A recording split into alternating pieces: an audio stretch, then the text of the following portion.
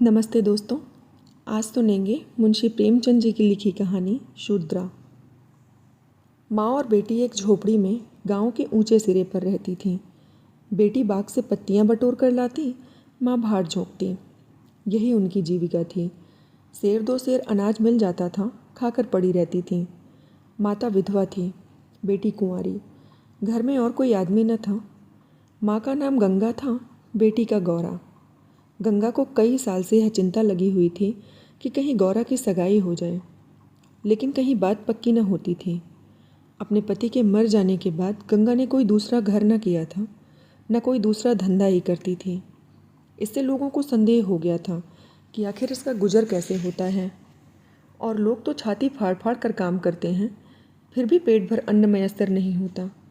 यह स्त्री कोई धंधा नहीं करती, फिर भी माँ बेटी आराम से रहती हैं, किसी के सामने हाथ नहीं फैलाती। इसमें कुछ न कुछ रहस्य अवश्य है। धीरे धीरे यह संदेह और भी दृढ़ होता गया और अब तक जीवित था। बिरादरी में कोई गौरा से सगाई करने को राजी न होता था।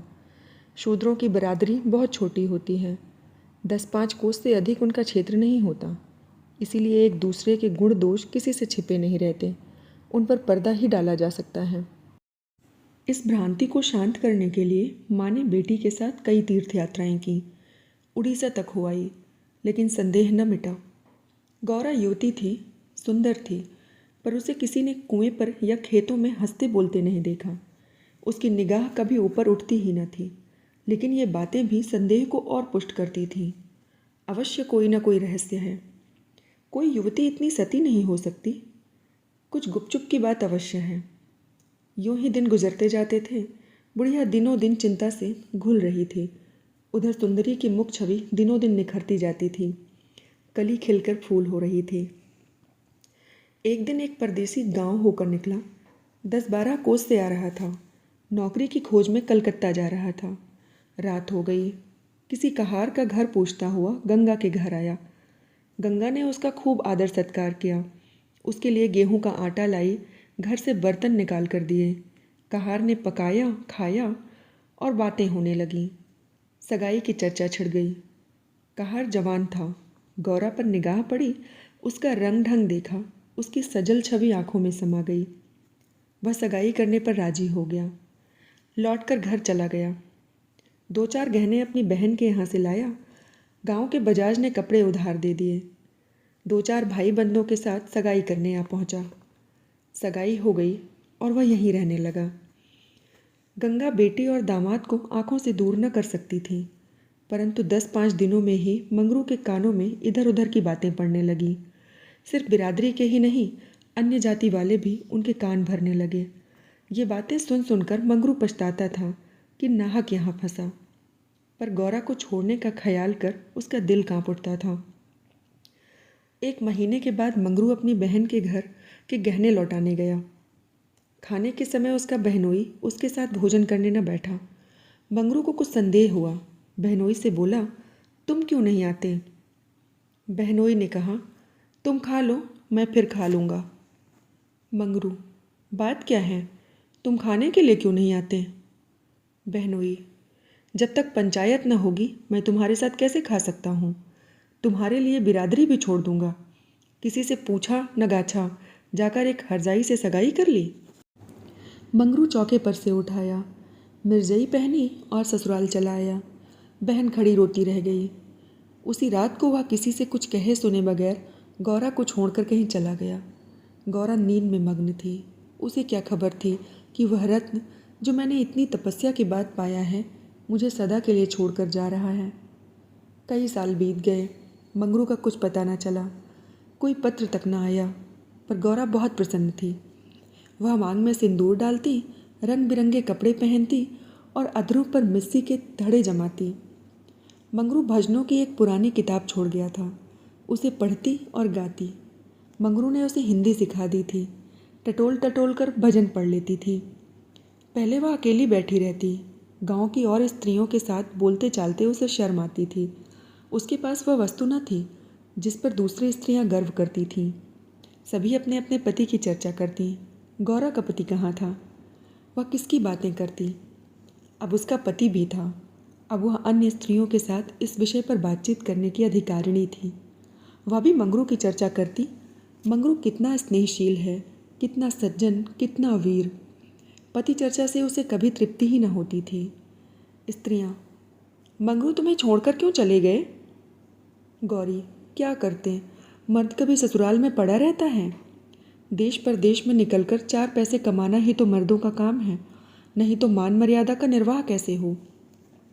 जब कोई पूछता कि चिट्ठी पत्री क्यों नहीं भेजते, तो वह हंसकर कहती, अपना पता ठिकाना बताने में डरते हैं, जानते हैं ना गौरा आकर सिर पर सवार हो जाएगी।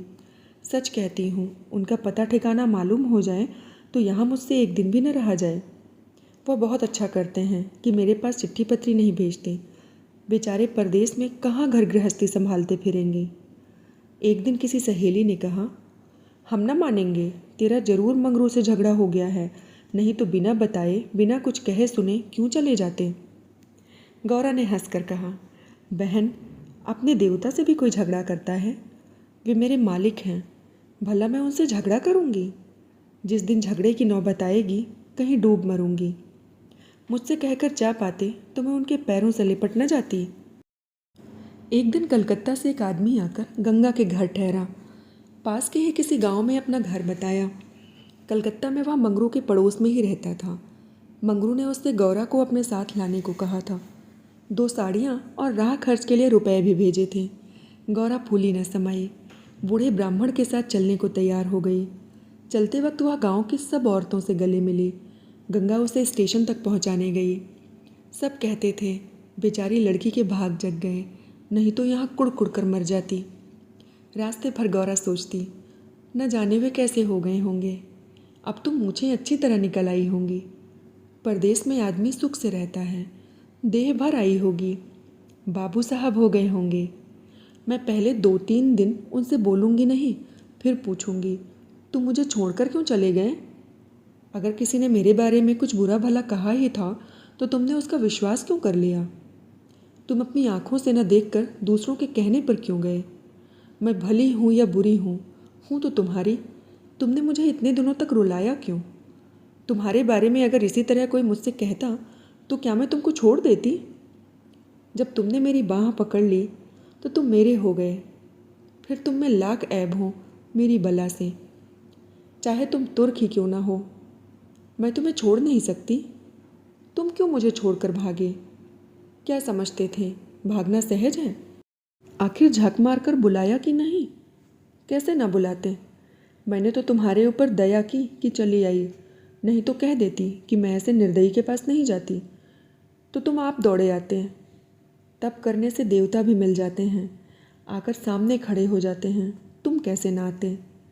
वह बार बार उद्विग्न होकर बूढ़े ब्राह्मण से पूछती, आप कितनी दूर हैं? धरती के छोर पर रहते हैं क्या? और भी कितनी ही बातें वह पूछना चाहती थी, लेकिन संकोचवश पूछ नहीं सकती थी। मन ही मन अनुमान करके अपने आप को संतुष्ट कर लेती थी। उनका बड़ा सा मकान होगा, शहर में लोग पक्के घरों में रहते हैं। जब उनका साहब इतना मानता है तो नौकर भी होगा। मैं नौकर को भगा दूंगी। मैं दिन भर पड़े पड़े क्या किया करूँगी। उसे बीच बीच में घर की याद भी आ जाती थी। बेचारी अम्मा रोती होगी। अब उन्हें घर का सारा काम आप ही करना पड़ेगा। न जाने बकरियों को चराने ले जाती हैं या नहीं। बेचारी दिन भर में करती होंगी। मैं अपनी बकरियों के लिए महीने महीने रुपए भेजूंगी। जब कलकत्ता से लौटूंगी तब सबके लिए साड़ियाँ लाऊंगी। तब मैं इस तरह थोड़ी लौटूंगी। मेरे साथ बहुत सा असबाब होगा। सबके लिए कोई ना कोई सौगात लाऊंगी। तब तक तो बहुत सी बकरियां हो जाएंगी। यही सुख स्वप्न देखते देखते गौरा ने सारा रास्ता काट दिया। पगली क्या जानती थी कि मेरे मन कुछ और है, कर्ता के मन कुछ और। क्या जानती थी कि बूढ़े ब्राह्मण के वेश में पिशाच भी होते हैं। वह मन की मिठाई खाने में मग्न थी। तीसरे दिन गाड़ी कलकत्ता पहुंची। गौरा की छाती धड़ धड़ करने लगी। वह यहीं कहीं खड़े होंगे, अब आते ही होंगे, यह सोचकर उसने घूंघट निकाल लिया और संभल कर बैठी। मगर मंगरू वहाँ न दिखाई दिया। बूढ़ा ब्राह्मण बोला, मंगरू तो यहाँ नहीं दिखाई देता। मैं चारों ओर छान आया, शायद किसी काम में लग गया होगा। आने की छुट्टी न मिली होगी। मालूम भी तो न था कि हम लोग किस गाड़ी से आ रहे हैं। उनकी राह क्यों देखें, चलो डेरे पर चलें। दोनों गाड़ी पर बैठकर चले। गौरा कभी तांगे पर सवार न हुई थी। उसे गर्व हो रहा था कि कितने ही बाबू लोग पैदल जा रहे हैं, मैं तांगे पर बैठी हूँ। एक क्षण में गाड़ी मंगरू के डेरे पर पहुँच गई। एक विशाल भवन था, अहाता साफ सुथरा। साइबान में फूलों के गमले रखे हुए थे। ऊपर चढ़ने लगी। विस्मय, आनंद और आशा से उसे अपनी सुधि ही न थी। सीढ़ियों पर चढ़ते चढ़ते पैर दुखने लगे। यह सारा महल उनका है, किराया बहुत देना पड़ता होगा। रुपए को तो वे कुछ समझते ही नहीं। उसका हृदय धड़क रहा था कि कहीं मंगरू ऊपर से उतरते आ न रहे हों। सीढ़ी पर भेंट हो गई तो मैं क्या करूँगी? भगवान करे वो पड़े सोते हों, तब मैं जाऊँगी और वह मुझे देखते ही घबरा कर उठ बैठेंगे। आखिर सीढ़ियों का अंत हुआ। ऊपर एक कमरे में गौरा को ले जाकर ब्राह्मण देवता ने बैठा दिया। यही मंगरू का डेरा था, मगर मंगरू यहाँ भी नदारद थे। कोठरी में केवल एक खाट पड़ी हुई थी। एक किनारे 2-4 बर्तन रखे हुए थे। यही उनकी कोठरी है तो मकान किसी दूसरे का है। उन्होंने यह कोठरी किराए पर ली होगी। मालूम होता है रात को बाजार में पूरियाँ खाकर सो रहे होंगे। यही उनके सोने की खाट है। एक किनारे घड़ा रखा हुआ था। गौरा का मारे प्यास के तालू सूख रहा था। घड़े से पानी उड़ेल कर पिया। एक किनारे पर एक झाड़ू रखी थी। गौरा रास्ते की थकी थी, पर प्रेमोल्लास में थकान कहाँ। उसने कोठरी में झाड़ू लगाया, बर्तनों को धो धोकर एक जगह रखा। कोठरी की एक एक वस्तु, यहाँ तक कि उसके फर्श और दीवारों में उसे आत्मीयता की झलक दिखाई देती थी। उस घर में भी, जहाँ उसे अपने जीवन के 25 वर्ष काटे थे, उसे अधिकार का ऐसा गौरवयुक्त आनंद प्राप्त न हुआ था। मगर उस कोठरी में बैठे बैठे उसे संध्या हो गई और मंगरू का कहीं पता नहीं। अब छुट्टी मिली होगी। सांझ को सब जगह छुट्टी होती है। अब वे आ रहे होंगे, मगर बूढ़े बाबा ने उनसे कह तो दिया ही होगा। वे क्या अपने साहब से थोड़ी देर की छुट्टी न ले सकते थे? कोई बात होगी तभी तो नहीं आए। अंधेरा हो गया। कोठरी में दीपक न था। गौरा द्वार पर खड़ी पति की बाट देख रही थी। जीने पर बहुत से आदमियों के चढ़ने उतरने की आहट मिलती थी। बार बार गौरा को मालूम होता था कि वे आ रहे हैं, पर इधर कोई नहीं आता था। 9 बजे बूढ़े बाबा आए। गौरा ने समझा कि मंगरू है। झटपट कोठरी के बाहर निकल आई। देखा तो ब्राह्मण थे। वह बोली, वे कहाँ रह गए? बूढ़ा, उनकी तो यहाँ से बदली हो गई। दफ्तर में गया था तो मालूम हुआ कि वह अपने साहब के साथ यहाँ से कोई 8 दिन की राह पर चले गए। उन्होंने साहब से बहुत हाथ पैर जोड़े कि मुझे 10 दिन की मोहलत दे दीजिए, लेकिन साहब ने एक न मानी। मंगरू यहाँ लोगों से कह गए हैं कि घर के लोग आएँ तो मेरे पास भेज देना। अपना पता दे गए हैं। कल मैं तुम्हें यहाँ से जहाज़ पर बैठा दूंगा। उस जहाज़ पर हमारे देश के और भी बहुत से लोग होंगे, इसलिए मार्ग में कोई कष्ट न होगा। गौरा ने पूछा, कितने दिन में जहाज़ पहुँचेगा? बूढ़ा, 8-10 दिन से कम न लगेंगे, मगर घबराने की कोई बात नहीं। तुम्हें किसी बात की तकलीफ न होगी। अब तक गौरा को अपने गांव लौटने की आशा थी। कभी न कभी वह अपने पति को वहां अवश्य खींच ले जाएगी।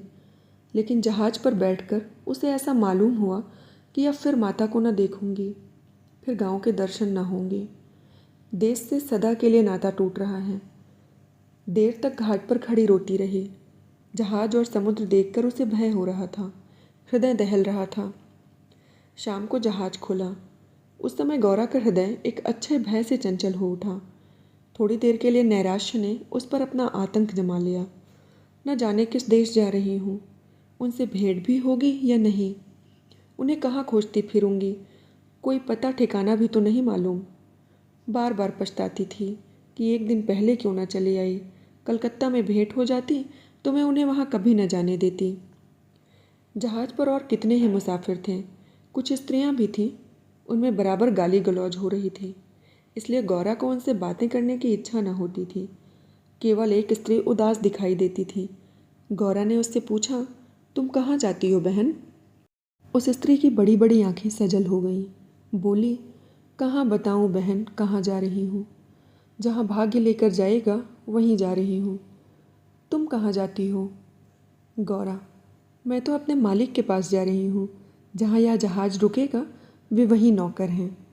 मैं कल आ जाती तो उनसे कलकत्ता में ही भेंट हो जाती। आने में देर हो गई, क्या जानती थी कि वे इतनी दूर चले जाएंगे, नहीं तो क्यों देर करती। स्त्री: अरे बहन, कहीं तुम्हें भी तो कोई बहका कर नहीं लाया है? तुम घर से किसके साथ आई हो? गौरा: मेरे आदमी ने कलकत्ता से आदमी भेजकर मुझे बुलाया था। स्त्री: वह आदमी तुम्हारी जान पहचान का था? गौरा: नहीं, उस तरफ का एक बूढ़ा ब्राह्मण था। स्त्री: वही लंबा सा दुबला पतला लकलक बूढ़ा जिसकी एक आंख में फूली पड़ी हुई है? गौरा: हाँ हाँ वही। क्या तुम उसे जानती हो? स्त्री: उसी दुष्ट ने तो मेरा भी सर्वनाश किया। ईश्वर करे उसकी सातों पुश्तें नरक भोगें, उसका निर्वंश हो जाए, कोई पानी देने वाला भी न रहे, कूड़ी होकर मरे। मैं अपना वृत्तांत सुनाऊं तो तुम समझोगे कि झूठ है, किसी को विश्वास ना आएगा। क्या कहूँ, बस यही समझ लो कि इसके कारण मैं न घर की रही और न घाट की। किसी को मुंह नहीं दिखा सकती, मगर जान तो बहुत प्यारी होती है। मिर्च के देश जा रही हूँ कि वहीं मेहनत मजदूरी करके जीवन के दिन काटूँ। गौरा के प्राण नहों में समा गए। ऐसा मालूम हुआ जैसे जहाज अथाह जल में डूबा जा रहा है। समझ गई कि बूढ़े ब्राह्मण ने दगा की। अपने गांव में सुना करती थी कि गरीब लोग मिर्च में भर्ती होने के लिए जाते हैं, मगर जो वहाँ जाता है वह फिर नहीं लौटता। हे भगवान, तुमने मुझे किस पाप का यह दंड दिया? बोली: यह सब क्यों लोगों को इस तरह छलकर मिर्च भेजते हैं? स्त्री: रुपए के लोभ से, और किस लिए? सुनती हूँ इन सभी को कुछ न कुछ रुपए मिलते हैं। गौरा: मजूरी? गौरा सोचने लगी, अब क्या करूं? यह आशा नौका जिस पर बैठी हुई वह चली जा रही थी, टूट गई थी, और अब समुद्र की लहरों के सिवा उसकी रक्षा करने वाला कोई न था। जिस आधार पर उसने अपना जीवन भवन बनाया था वह जलमग्न हो गया। अब उसके लिए जल के सिवा और कहाँ आश्रय है?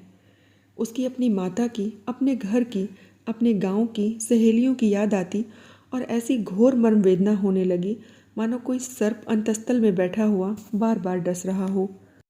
भगवान, अगर मुझे यही यातना देनी थी तो तुमने जन्म ही क्यों दिया? तुम्हें दुखिया पर दया नहीं आती? जो पिसे हुए हैं उन्हीं को पीसते हो। करुण स्वर में बोली: तो अब क्या करना होगा बहन? स्त्री: यह तो वहाँ पहुँच कर मालूम होगा। अगर मजूरी ही करनी पड़ी तो कोई बात नहीं, लेकिन अगर किसी दुष्ट ने कुदृष्टि से देखा तो मैंने निश्चय कर लिया है कि या तो उसी के प्राण ले लूँगी या अपने प्राण दे दूँगी। यह कहते कहते उसे अपना वृत्तांत सुनाने की वह उत्कट इच्छा हुई जो दुखियों को हुआ करती है। वह बोली: मैं बड़े घर की बेटी और उससे भी बड़े घर की बहू हूँ, पर अभागिनी। विवाह के तीसरे ही साल पतिदेव का देहांत हो गया। चित्त की कुछ ऐसी दशा हो गई कि नित्य मालूम होता कि वे मुझे बुला रहे हैं। पहले तो आँख झपकते ही उनकी मूर्ति सामने आ जाती थी, लेकिन फिर तो यह दशा हो गई कि जागृत दशा में भी रह रहकर उनके दर्शन होने लगे। बस यही जान पड़ता था कि वे साक्षात खड़े बुला रहे हैं। किसी से शर्म के मारे कहती न थी, पर मन में यह शंका होती थी कि जब उनका देहावसान हो गया है तो ये मुझे दिखाई कैसे देते हैं। मैंने इसे भ्रांति समझकर चित्त को शांत न कर सकती।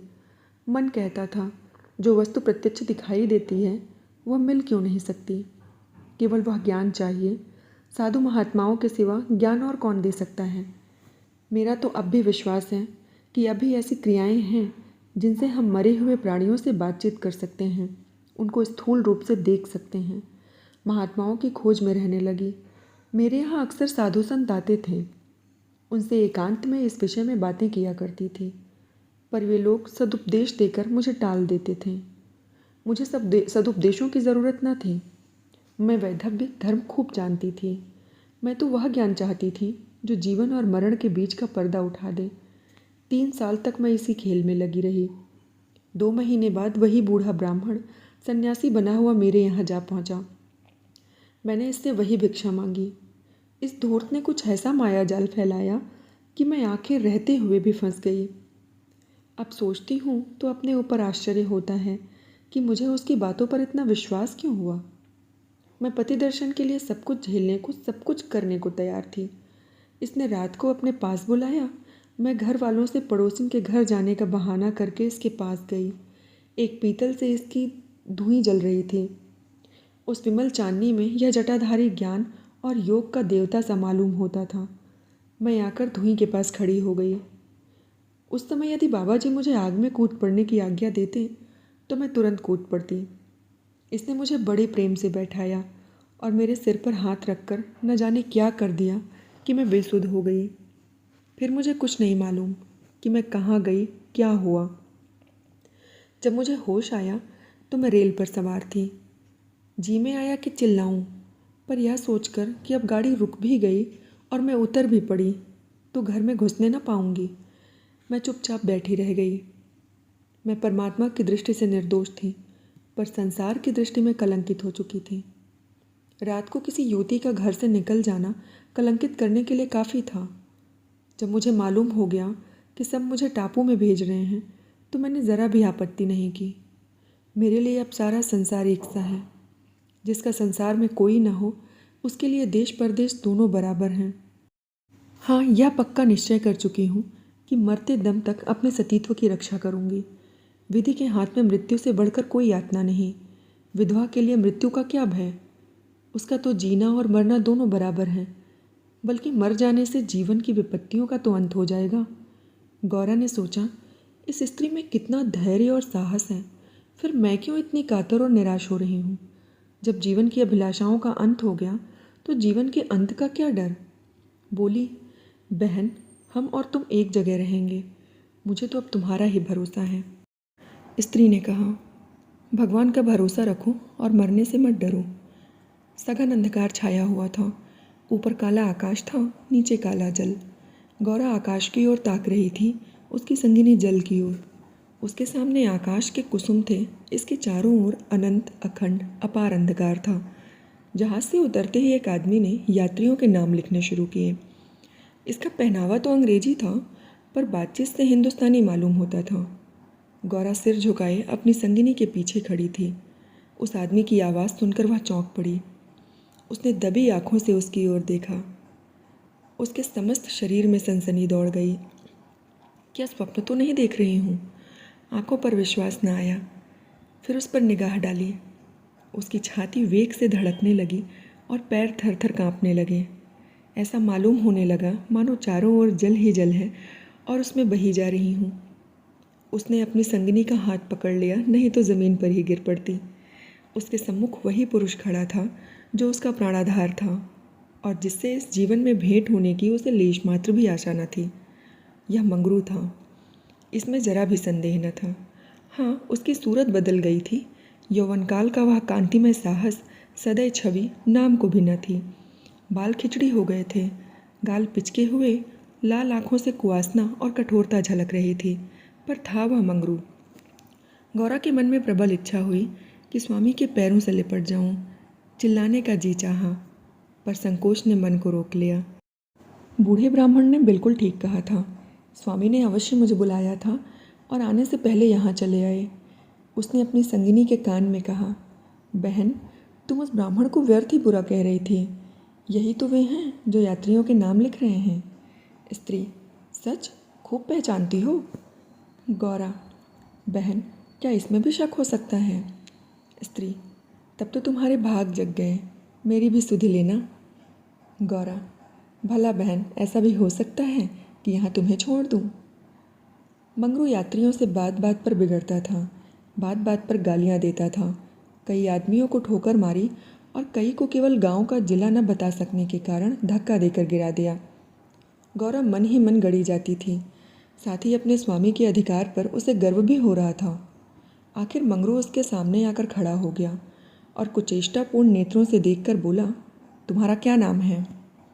गौरा ने कहा, गौरा। मंगरू चौंक पड़ा, फिर बोला, घर कहाँ है? मदनपुर, जिला बनारस। यह कहते कहते हंसी आ गई। मंगरू ने अब की बार उसकी ओर ध्यान से देखा, तब लपक कर उसका हाथ पकड़ लिया और बोला, गौरा, तुम यहाँ कहाँ? मुझे पहचानती हो? गौरा रो रही थी, मुंह से बात न निकलती। मंगरू फिर बोला, तुम यहाँ कैसे आई? गौरा खड़ी हो गई, आंसू पोंछ डाले और मंगरू की ओर देखकर बोली, तुम्ही ने तो बुला भेजा था। मंगरू, मैं तो 7 साल से यहाँ हूँ। गौरा, तुमने उस बूढ़े ब्राह्मण से मुझे लाने को नहीं कहा था। मंगरू, कह तो रहा हूँ मैं 7 साल से यहाँ हूँ, मरने पर ही यहाँ से जाऊँगा, भला तुम्हें क्यों बुलाता। गौरा को मंगरू से निष्ठुरता की आशा न थी। उसने सोचा, अगर यह सत्य भी हो कि इन्होंने मुझे नहीं बुलाया तो भी इन्हें मेरा यूँ अपमान न करना चाहिए था। क्या ये समझते हैं कि मैं इनकी रोटियों पर आई हूँ? ये तो इतने ऊँचे स्वभाव के न थे, शायद दर्जा पाकर इन्हें मद हो गया है। उसने नारी सुलभ अभिमान से कहा, तुम्हारी इच्छा हो तो अब यहाँ से लौट जाऊँ, तुम्हारे ऊपर भार नहीं बनना चाहती। मंगरू कुछ लज्जित होकर बोला, अब तुम यहाँ से लौट नहीं सकती गौरा, यहाँ आकर बिरला ही कोई लौटता है। यह कहकर वह कुछ देर चिंता में मग्न खड़ा रहा, मानो संकट में पड़ा हुआ हो कि क्या करना चाहिए। उसकी कठोर मुखाकृति पर दीनता का रंग झलक पड़ा। तब कातर स्वर से बोला, जब आ ही गई हो तो रहो, जैसी कुछ पड़ेगी देखी जाएगी। गौरा, जहाज फिर कब लौटेगा? मंगरू, तुम यहाँ से 5 बरस से पहले नहीं जा सकती। गौरा, क्यों? क्या कुछ ज़बरदस्ती है? मंगरू, हाँ, यहाँ का यही हुक्म है। गौरा, तो फिर मैं अलग मजूरी करके अपना पेट पालूंगी। मंगरू ने सजल नेत्र होकर कहा, जब तक मैं जीवित हूँ तुम मुझसे अलग नहीं रह सकती। गौरा, तुम्हारे ऊपर भार बनकर न रहूँगी। मंगरू, मैं तुम्हें भार नहीं समझता गौरा, लेकिन यह जगह तुम जैसी देवियों के रहने लायक नहीं है, नहीं तो अब तक मैं तुम्हें कब का बुला लिया होता। वही बूढ़ा आदमी जिसने तुम्हें बहकाया मुझे घर से आते समय पटना में मिल गया और झांसा देकर मुझे यहाँ भर्ती करा दिया। तब से यहीं पड़ा हुआ हूँ। चलो मेरे घर में रहो, वहाँ बातें होंगी। यह दूसरी औरत कौन है? गौरा, यह मेरी सखी है, इन्हें भी बूढ़ा बहका कर ले आया था।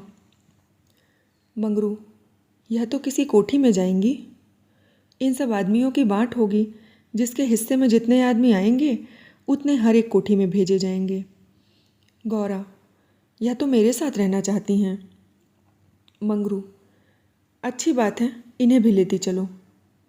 यात्रियों के नाम तो लिखे ही जा चुके थे। मंगरू ने उन्हें एक चपरासी को सौंपकर दोनों औरतों के साथ घर की राह ली। दोनों ओर सघन वृक्षों की कतारें थीं।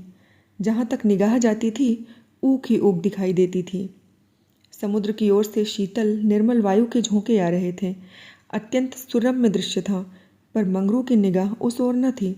वह भूमि की ओर ताकता, सिर झुकाए संदिग्ध चाल से चल रहा था, मानो मन ही मन कोई समस्या हल कर रहा हो। थोड़ी ही दूर गए थे कि सामने से 2 आदमी आते हुए दिखाई दिए। समीप आकर दोनों रुक गए और एक ने हंसकर कहा, मंगरू, इनमें से एक हमारी है। दूसरा बोला, और दूसरा मेरी। मंगरू का चेहरा तमतमा उठा। भीषण क्रोध से कांपता हुआ बोला, ये दोनों मेरे घर की औरतें हैं, समझ गए ना? इन दोनों ने जोर से कह कहा मारा और एक ने गौरा के समीप आकर उसका हाथ पकड़ने की चेष्टा करके कहा, यह मेरी है, चाहे तुम्हारे घर की हो चाहे बाहर की। बच्चा, हमें चकमा देते हो? मंगरू, कासिम, इन्हें मत छेड़ो, नहीं तो अच्छा नहीं होगा। मैंने कह दिया ना कि ये मेरे घर की औरतें हैं। मंगरू की आंखों से अग्नि की ज्वाला से निकल रही थी। वे दोनों उसके मुख का भाव देखकर कुछ सहम गए और समझ लेने की धमकी देकर आगे बढ़े, किंतु मंगरू के अधिकार क्षेत्र से बाहर पहुंचते ही एक ने पीछे से ललकार कर कहा, देखें कहाँ लेकर जाते हो। मंगरू ने उधर ध्यान नहीं दिया, जरा कदम बढ़ाकर चलने लगा। जैसे संध्या के एकांत में हम कब्रिस्तान के पास से गुजरते हैं, हमें पग पग पर यह शंका होती है कि कोई शब्द कान में न पड़ जाए, कोई सामने आकर खड़ा ना हो जाए, कोई ज़मीन के नीचे से कफन ओढ़े उठ खड़ा ना हो। गौरा ने कहा, ये दोनों बड़े शोहदे थे। मंगरू, और मैं किस लिए कह रहा था कि यह जगह तुम जैसी स्त्रियों के लायक नहीं है। सहसा दाहिनी तरफ से एक अंग्रेज घोड़ा दौड़ाता आ पहुंचा और मंगरू से बोला, वेल जमादार, ये दोनों औरतें हमारी कोठी में रहेगा, हमारी कोठी में कोई औरत नहीं है। मंगरू ने दोनों औरतों को अपने पीछे कर लिया और सामने खड़ा होकर बोला, साहब, ये दोनों हमारे घर की औरतें हैं। साहब, ओहो, तुम झूठा आदमी।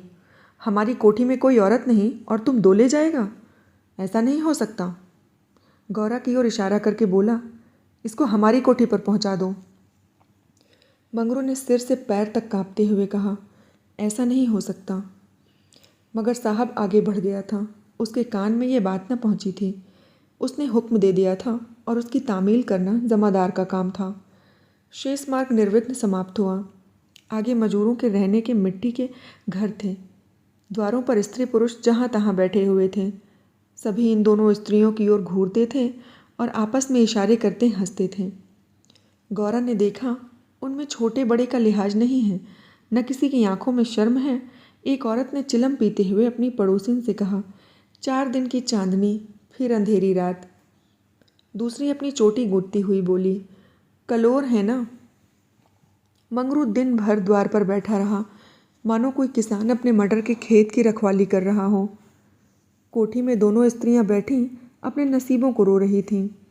इतनी देर में दोनों को यहाँ की दशा का परिचय कराया गया। दोनों भूखी प्यासी बैठी थीं। यहाँ का रंग देखकर भूख प्यास सब भाग गई थी। रात के 10 बजे होंगे कि एक सिपाही ने आकर मंगरू से कहा, चलो, तुम्हें एजेंट साहब बुला रहे हैं। मंगरू ने बैठे बैठे कहा, देखो नब्बी, तुम भी हमारे देश के आदमी हो। कोई मौका पड़े तो हमारी मदद करोगे ना? जाकर साहब से कह दो मंगरू कहीं गया है, बहुत होगा जुर्माना कर देंगे। नब्बी, ना भैया, गुस्से में भरा बैठा है, पिए हुए है, कहीं मार चले तो बस चमड़ा इतना मजबूत नहीं है। मंगरू, अच्छा तो जाकर कह दो नहीं आता। नब्बी, मुझे क्या, जाकर कह दूंगा, पर तुम्हारी खैरियत नहीं है। मैं बंगले पर जा रहा हूँ। ये वही साहब थे जिनसे आज मंगरू की भेंट हुई थी। मंगरू जानता था कि साहब से बिगाड़ करके यहाँ एक क्षण भी निर्वाह न हो सकता है। जाकर साहब के सामने खड़ा हो गया। साहब ने उसे डांटा, वो औरत कहाँ है? तुमने उसे अपने घर में क्यों रखा है? मंगरू, हुजूर, वो मेरी ब्याहता औरत है। साहब, अच्छा, वह दूसरी कौन है? मंगरू, वह मेरी सगी बहन है हुजूर। साहब, हम कुछ नहीं जानता, तुमको लाना ही पड़ेगा। मंगरू पैरों पर गिर पड़ा और रोकर अपनी सारी राम कहानी सुना गया, पर साहब जरा भी न पसीजे। अंत में वह बोला, हुजूर, वह दूसरी औरतों की तरह नहीं है, अगर यहाँ आ भी गई तो प्राण दे देंगी। साहब ने हंसकर कहा, ओह, जान देना इतना आसान नहीं है। नब्बी, मंगरू, अपनी दांव रोते क्यों हो? तुम हमारे घर नहीं घुसते थे? अब भी जब घात पाते हो जा पहुँचते हो, अब क्यों रोते हो? एजेंट, ओ, यह बदमाश है, अभी जाकर लाओ, नहीं तो हम तुमको हंटरों से पीटेंगे। मंगरू, हुजूर, जितना चाहे पीट लें, मगर मुझसे यह काम न करने को कहें जो मैं जीते जी नहीं कर सकता। एजेंट, हम 100 हंटर मारेगा। मंगरू, हुजूर, 1000 मार लें, लेकिन मेरे घर की औरतों से न बोलें। एजेंट नशे में चूर था।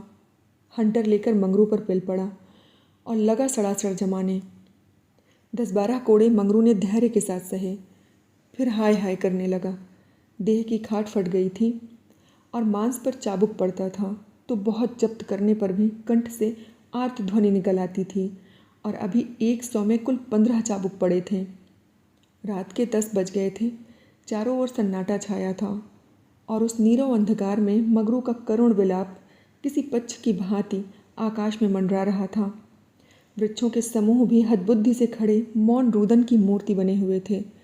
यह पाषाण हृदय, लंपट, विवेक शून्य जमादार इस समय एक अपरिचित स्त्री के सतीत्व की रक्षा करने के लिए अपने प्राण तक देने को तैयार था, केवल इस नाते कि यह उसकी पत्नी की संगिनी थी।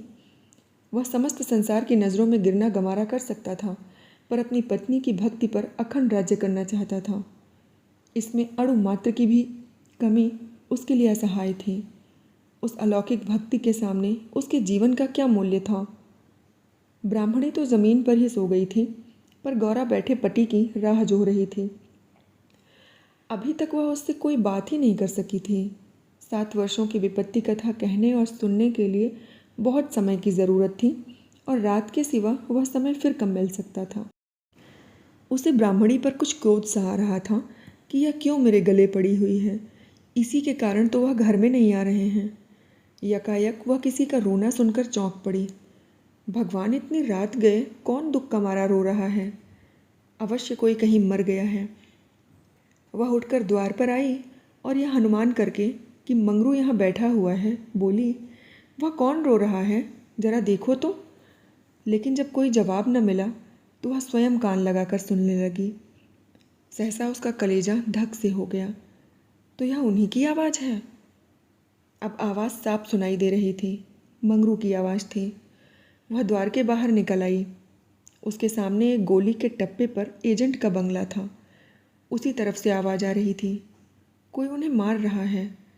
आदमी मार पड़ने पर ही इस तरह रोता है। मालूम होता है वही साहब उन्हें मार रहा है। वह वहाँ खड़ी न रह सकी, पूरी शक्ति से उस बंगले की ओर दौड़ी। रास्ता साफ था। एक क्षण में वह फाटक पर पहुँच गई। फाटक बंद था। उसने ज़ोर से फाटक पर धक्का दिया, लेकिन वह फाटक न खुला और कई बार ज़ोर ज़ोर से पुकारने पर भी कोई बाहर न निकला। तो वह फाटक के जंगलों पर से पैर रखकर भीतर कूद पड़ी और उस पार जाते ही उसने एक रोमांचकारी दृश्य देखा। मंगरू नंगे बदन बरामदे में खड़ा था और एक अंग्रेज उसे हंटरों से मार रहा था। गौरा की आंखों के सामने अंधेरा छा गया।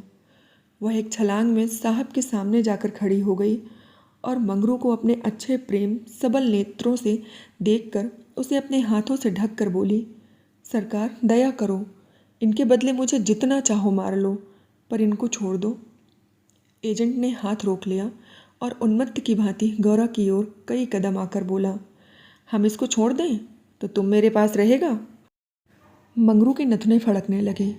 यह पामर नीच अंग्रेज मेरी पत्नी से इस तरह की बातें कर रहा है। अब तक वह जिस अमूल्य रत्न की रक्षा के लिए इतनी यातना सह रहा था, वही वस्तु साहब के हाथ में चली जा रही है। यह असहाय था। उसने चाहा कि लपक कर साहब की गर्दन तोड़ दे। यह अपमान सहने के बाद जीकर क्या करूँगा? नब्बे ने तुरंत पकड़ लिया और कई आदमियों को बुलाकर उसके हाथ पांव बांध दिए। मंगरू भूमि पर झटपटाने लगा। गौरा रोती हुई साहब के पैरों में गिर गई और बोली, हुजूर, इन्हें छोड़ दें, मुझ पर दया करें। एजेंट, तुम हमारे पास रहेगा? गौरा ने खून का घूंट पीकर कहा, हाँ हुजूर, रहूँगी। बाहर मंगरू बरामदे में पड़ा कराह रहा था। उसकी देह में सूजन थी और घाव में जलन। सारे अंग जकड़ गए थे। हिलने की भी शक्ति नहीं थी। हवा घाव में शर के समान चुभती थी, लेकिन यह सारी व्यथा वह सह सकता था। असहाय यह था कि साहब गौरा के साथ इसी घर में विहार कर रहा है और मैं कुछ नहीं कर सकता। वह अपनी पीड़ा भूल सी गया था। कान लगाकर सुन रहा था कि उनकी बातों की भनक कान में पड़ जाए। देखे तो क्या बातें हो रही हैं। गौरा अवश्य चिल्लाकर भागेगी और साहब उसके पीछे दौड़ेगा। अगर मुझसे उठा जाता तो उस वक्त साहब को खोद कर गाड़ ही देता, लेकिन बड़ी देर हो गई। न तो गौरा चिल्लाई, न बंगले से निकलकर भागी। वह उस सजे सजाए कमरे में साहब के पास बैठी सोच रही थी, क्या इसमें तनिक भी दया नहीं है? मंगरू का पीड़ा क्रंदन सुन सुनकर उसके हृदय के टुकड़े हुए जाते थे। क्या इसके अपने भाई बहन माँ बहन नहीं हैं? माता यहाँ होती तो उसे इतना अत्याचार न करने देती। मेरी अम्मा लड़कों पर कितना बिगड़ती थीं जब वह किसी पेड़ पर ढेले चलाते देखती थीं। पेड़ में भी प्राण होते हैं। क्या इसकी माता इसे एक आदमी के प्राण लेते देखकर भी मना नहीं करती? साहब शराब पी रहा था और गौरा गोश्त काटने का छुरा हाथ में लिए खेल रही थी। सहसा गौरा की निगाह एक चित्र की ओर गई। उसमें एक माता बैठी हुई थी। गौरा ने पूछा, साहब, यह किसकी तस्वीर है? साहब ने शराब का गिलास मेज पर रखकर कहा, ओ वाह, हमारी खुदा माँ मरियम की है। गौरा, बड़ी अच्छी तस्वीर है। क्यों साहब, तुम्हारी माँ जीवित है ना? साहब, वह मर गया। जब हम यहाँ आया तो वह बीमार हो गया, हम उसको देख भी नहीं सका। साहब के मुखमंडल पर करुणा की झलक दिखाई दी। गौरा, तब तो उन्हें बड़ा दुख हुआ होगा। तुम्हें अपनी माता से भी प्यार नहीं था। वह रो रो कर मर गई और तुम देखने भी न गए, तभी तुम्हारा दिल कड़ा है। साहब, नहीं नहीं, हम अपनी माता को बहुत चाहता था। वैसा औरत दुनिया में ना होगा। हमारा बाप हमको बहुत छोटा सा छोड़कर मर गया। मामा ने कोयले की खान में मजूरी करके हमको पाला। गौरा, तब तो वह देवी थी। इतनी गरीबी का दुख सह कर भी तुम्हें दूसरों पर तरस नहीं आता? क्या वह दया की देवी तुम्हारी बेदर्दी देखकर दुखी न होती होंगी? उनकी कोई तस्वीर है तुम्हारे पास? साहब, हमारे पास उनके कई फ़ोटो हैं। देखो, वह उन्हीं की तस्वीर है, वह दीवार पर। गौरा ने समीप जाकर तस्वीर देखी और करुण स्वर में बोली, सचमुच देवी थीं। जान पड़ता है दया की देवी हैं। वे तुम्हें कभी मारती थीं कि नहीं? मैं तो जानती हूँ वे कभी किसी पर बिगड़ती नहीं होंगी। बिल्कुल दया की मूर्ति हैं। साहब, मामा हमको कभी नहीं मारता था। वह बहुत गरीब था। हर अपने कमाई में कुछ न कुछ ज़रूर खैरात करता था। किसी बेबाप के बालक को देखकर उसकी आंखों में आंसू भर आता था। वह बहुत ही दयावान था। गौरा ने तिरस्कार के स्वर में कहा, और उसी देवी के पुत्र होकर तुम इतने निर्दयी हो? अगर वह होती तो तुम्हें किसी को इस तरह हत्यारों की भांति मारने देती? वह स्वर्ग में रो रही होंगी। स्वर्ग नरक तो तुम्हारे यहाँ भी होगा। ऐसी देवी के पुत्र तुम कैसे हो गए? गौरा को ये बातें कहते हुए जरा भी भय न होता था। उसने अपने मन में एक दृढ़ संकल्प कर लिया था और अब उसे किसी प्रकार का भय न था। जान से हाथ धो लेने का निश्चय कर लेने के बाद भय की छाया भी न रह जाती। किंतु वह हृदय शून्य अंग्रेज इन तिरस्कारों पर आग हो जाने के बदले और भी नम्र हो जाता था। गौरा मानवीय भावों से कितनी ही अनभिज्ञ हो, पर इतना जानती थी कि अपनी जननी के लिए प्रत्येक हृदय में, चाहे वह साधु का हो या कसाई का, आदर और प्रेम का एक कोना सुरक्षित रहता है। ऐसा भी कोई अभागा प्राणी है जिसे मातृ स्नेह की स्मृति थोड़ी देर के लिए रुला न देती हो, उसके हृदय के कोमल भाव को जगा न देती हो। साहब की आंखें डगमगा गईं। सिर झुकाए बैठा रहा। गौरा ने फिर उसी ध्वनि में कहा, तुमने उसकी सारी तपस्या धूल में मिला दी। जिस देवी ने मर मर कर तुम्हारा पालन किया, उसी को मरने के बाद तुमने इतना कष्ट दिया? क्या इसीलिए माता अपने पुत्र को रक्त पिला पिला कर पालती है? अगर वह बोल सकती तो क्या चुप बैठी रहती? तुम्हारे हाथ पकड़ सकती तो क्या ना पकड़ती? मैं तो समझती हूँ वे जीवित होती तो इस वक्त विष खाकर मर जाती। साहब अब जब्त न कर सके। नशे में क्रोध की भांति ग्लानि का वेग सहज ही में उठाता है। दोनों हाथों से मुंह छुपाकर साहब ने रोना शुरू किया और इतना रोया कि हिचकी बंध गई। माता के चित्र के सम्मुख जाकर वह कुछ देर तक खड़ा रहा, मानो माता से क्षमा मांग रहा हो। तब आकर आर्द्र कंठ से बोला, हमारे मामा को अब कैसे शांति मिलेगा?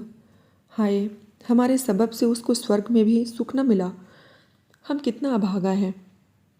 गौरा, अभी जरा देर में तुम्हारा मन बदल जाएगा और तुम फिर दूसरों पर यही अत्याचार करने लगोगे। साहब, नहीं नहीं, अब हम मामा को कभी दुख नहीं देगा। हम अभी मंगरू को अस्पताल भेजते हैं। रात को ही मंगरू अस्पताल पहुंचा दिया गया। एजेंट खुद उसको पहुंचाने आया।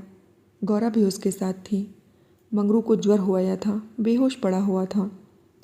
मंगरू ने 3 दिन तक आंखें न खोली और गौरा तीनों दिन उसके पास बैठी रही, एक क्षण के लिए भी वहाँ से न हटी। एजेंट भी कई बार हाल चाल पूछने आ जाता और हर मर्तबा गौरा से क्षमा मांगता। चौथे दिन मंगरू ने आंखें खोली तो देखा गौरा सामने बैठी हुई है। गौरा उसे आंखें खोलते देखकर पास खड़ी हुई और बोली, अब कैसा जी है? मंगरू ने कहा, तुम यहाँ कब आई? गौरा, मैं तो तुम्हारे साथ ही यहाँ आई थी, तब से यहीं हूँ। मंगरू, साहब के बंगले में क्या जगह नहीं है? गौरा, अगर बंगले की चाह होती तो 7 समुद्र पार तुम्हारे पास क्यों आती? मंगरू, आकर कौन सा सुख दे दिया? तुम्हें यही करना था तो मुझे मर क्यों ना जाने दिया? गौरा ने झुंझलाकर कहा, तुम इस तरह की बातें मुझसे न करो। ऐसी बातों से मेरी देह में आग लग जाती है। मंगरू ने मुंह फेर लिया, मानो उसे गौरा की बात पर विश्वास नहीं आया। दिन भर गौरा मंगरू के पास बिना दाना पानी खड़ी रही। गौरा ने कई बार उसे बुलाया, लेकिन वह चुप्पी साधे रहा। यह संदेह युक्त निरादर कोमल हृदय गौरा के लिए असहाय था। जिस पुरुष को वह देवतुल्य समझती थी, उसके प्रेम से वंचित होकर वह कैसे जीवित रह सकती थी? यही प्रेम उसके जीवन का आधार था। उसे खोकर अब वह अपना सर्वस्व खो चुकी थी। आधी रात से अधिक बीत चुकी थी। मंगरू बेखबर सा सोया हुआ था, शायद कोई स्वप्न देख रहा था। गौरा ने उसके चरणों पर सिर रखा और अस्पताल से निकली। मंगरू ने उसका परित्याग कर दिया था, वह भी उसका परित्याग करने जा रही थी। अस्पताल के पूर्व दिशा में एक फरलांग पर एक छोटी नदी बहती थी। गौरा उसकी कगार पर खड़ी हो गई। अभी कई दिन पहले वह अपने गांव में आराम से पड़ी हुई थी। उसे क्या मालूम था कि जो वस्तु इतनी मुश्किल से मिल सकती है वह इतनी आसानी से खोई भी जा सकती है। उसे अपनी माँ की, अपने घर की, अपनी सहेलियों की, अपनी बकरियों के बच्चों की याद आई। वह सब छोड़कर इसीलिए यहाँ आई थी। पति के ये शब्द, क्या साहब के बंगले में जगह नहीं है? गौरा के मर्म स्थान में बाणों के समान चुभे हुए थे। यह सब मेरे ही कारण तो हुआ। मैं न रहूँगी तो वे फिर आराम से रहेंगे। सहसा उसे ब्राह्मणी की याद आ गई।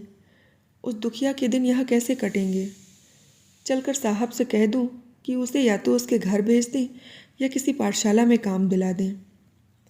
वह लौटना ही चाहती थी कि किसी ने पुकारा, गौरा, गौरा। वह मंगरू का करुण कंपित स्वर था। वह चुपचाप खड़ी हो गई। मंगरू ने फिर पुकारा, गौरा, तुम कहाँ हो? मैं ईश्वर से कहता हूँ कि। गौरा ने और कुछ न सुना। वह धम से नदी में कूद पड़ी। बिना अपने जीवन का अंत किए वह अपने स्वामी की विपत्तियों का अंत नहीं कर सकती थी। नीचे गिरने की आवाज़ सुनते ही मंगरू भी नदी में कूद पड़ा। वह अच्छा तैराक था, मगर कई बार गोते मारने पर भी गौरा का कहीं पता न चला। प्रातःकाल दोनों की लाशें साथ साथ नदी में तैर रही थीं। जीवन यात्रा में उन्हें यह विचित्र संग कभी नहीं मिला था। स्वर्ग यात्रा में दोनों साथ साथ जा रहे थे। धन्यवाद।